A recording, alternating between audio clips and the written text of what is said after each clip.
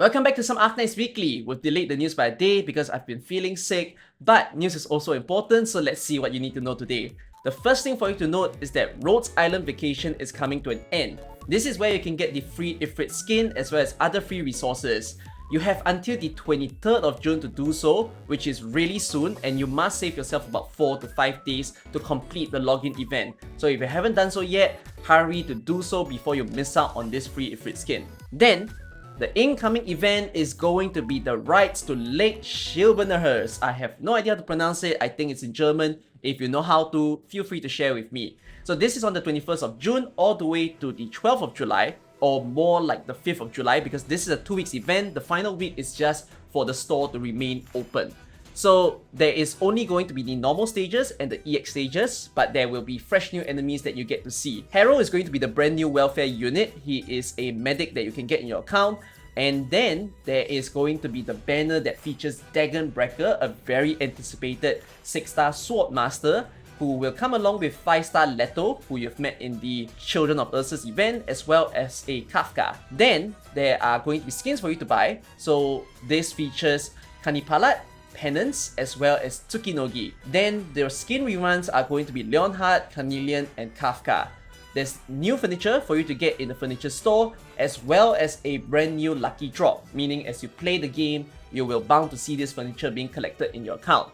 Only one fresh new pack for those of you rushing to build Degenbrecher. This is the gut chip pack if you are in need of it. Question of the week: what do I think about them renaming what is essentially Pinch Out into CC? As far as this person knows, Hypergryph intended to get rid of CC. So the answer is no, Hypergryph didn't intend to get rid of CC. When they did the final CC 12 previously, they announced that they wanted to reformat the look of CC. So things like Pinch Out and DOS was their testing grounds for what this could be.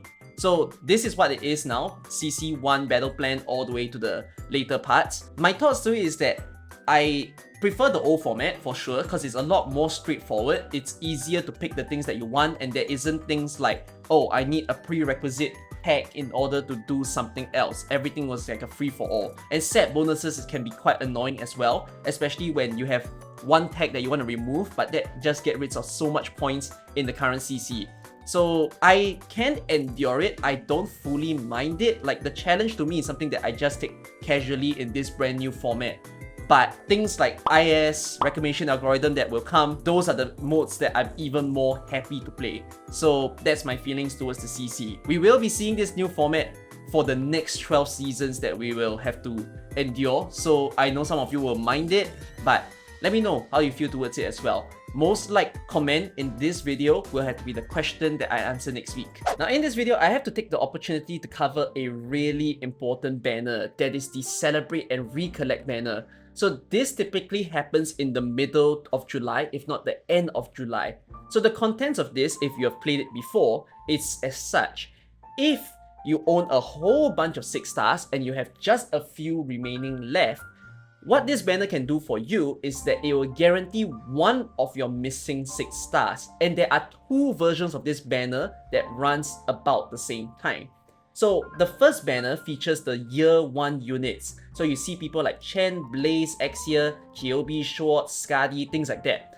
So if you own a lot of these units, and let's assume the only 2 that you're missing are Phantom and Skadi, right? When you get a 6-star in this banner, the 6-star that you get is guaranteed to be either Phantom or Skadi.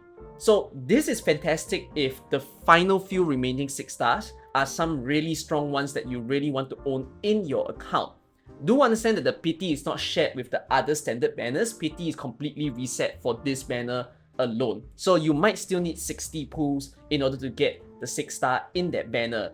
However, if you have tons of these 6 stars, so half of them are missing, this banner wouldn't be worth. Basically, for new players, you shouldn't be caring about this because you have so many people missing that you're bound to get some of them off banners soon enough. So you might as well ignore it. But if you are playing this game for a long time now, this banner can be really worth. And I said there are 2 banners that's running together. So this is the first version. The second version of this is as such. These are all the featured 6 stars, and some of them here are crazy powerful.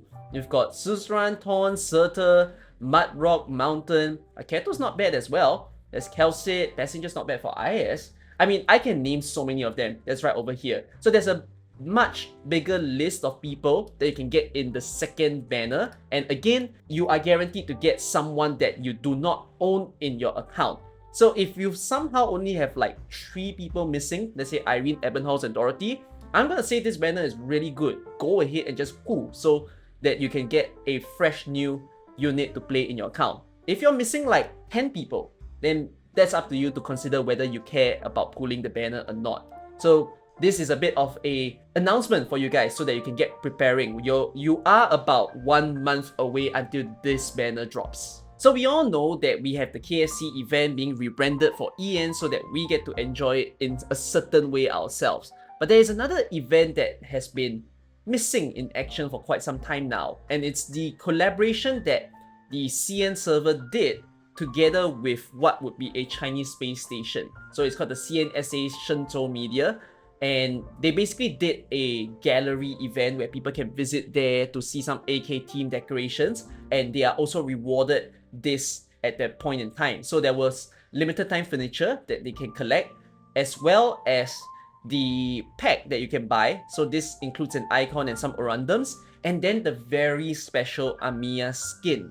So I'm making this video as a way to tell you guys that we're missing something for quite a while now, and that's something that I hope that YoStar will get to hurrying to think about, because this Amiya skin is really good. You don't have to spend money for it, you just need to spend OP in order to get it.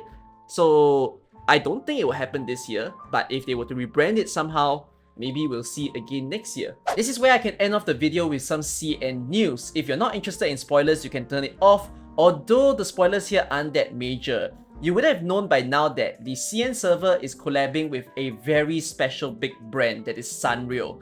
They are the ones who give you characters like Hello Kitty, Cinnamon Roll, Gudetama, and all the other cutesy ones. So this was a big surprise of a brand for Hypergryph to have collabed with, and it turns out to be pretty successful. So this particular event, this is like a PV viewership goal event that they did, where if a certain number of people watch their PV, they will reward them with the following furniture. So there's one with this nice little macaron couch. Unfortunately, I don't remember the name of this person. And then there's another one that is like a little donut decoration to put in your dorm. Then there are some packs that they sold. It's only $1 USD. These packs gives you, I believe, what would be icons, I think. These are icons and just some orundums that you can put as your profile picture. And then if you follow on over here, there is a 5 USD pack. This makes your entire UI Sanrio team, which is really cool, along with a certain amount of orundum. Some people might find it really expensive, but the thing is, Sanrio is such a huge brand. It's a huge brand in China, in Japan, I think Korea as well, basically in Asia. But for the Western countries, the European, American, and even the Australian side, I don't think people there are as interested in Sanrio. You can let me know if it's a different story, but I'm quite sure it's just majorly popular in Asia. So this is going to sell really well. And then the skins, thankfully, are not paid, so you can spend OP for them. The following skins will be for You Official, Golden Glow, and Lee. So pretty wonderful stuff that they've given to us. I do wish that there were more characters featured, in terms of like not just the Sanrio characters but also our own characters, because I mentioned this on my stream. While Lee, I think, is a really popular unit enough to get a skin, I kind of wish another male unit got a skin as well. And then if you see over here, we've only got 1 1-star and 2 6-stars. We can probably afford to give maybe some of our 4-stars, 5-stars some love as well in terms of skins. But yeah, I mean, 3 characters, this is kind of the standard that they do for a lot of such events anyways. So pretty good stuff. They had some skin rerun and whatnot. So this event should come into global, because again, Sanrio is a major enough brand that I think they will appreciate that it's not just limited to the CN server. So when this happens, it's likely going to be either the very late end of December, or it's going to be within the January period.